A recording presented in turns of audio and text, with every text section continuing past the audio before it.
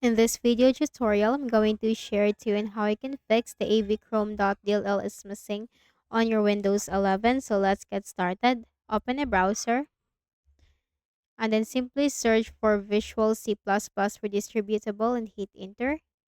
Click on the first option. Scroll down and click the link corresponding to your system type. So go to the Windows search bar and type system info. Click on it.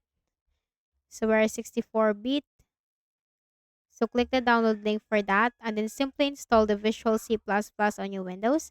After installing it, right click at the start button, shut down or sign out and restart. The next thing that you can do is to perform the system file checker scan. Go to the Windows search bar and type CMD.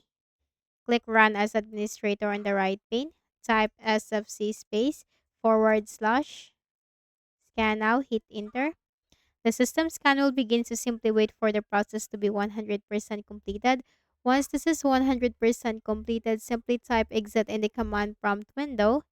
Then again, right click at the start button, shut down or sign out and restart.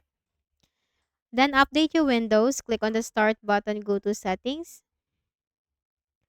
From the list of options on the left pane, click on Windows Update and simply click the button check for updates. You can also consider to reinstall the program that is giving you the error. So if any of the game or program, let's say for example Chrome is giving you the error, uninstall Chrome. So go to the Windows search bar and type appwiz.cpl. Click on it.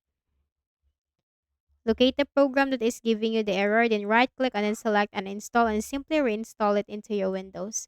So I hope this video helped you. Kindly please do not forget to hit the like button and subscribe to this YouTube channel. Thank you for watching the video.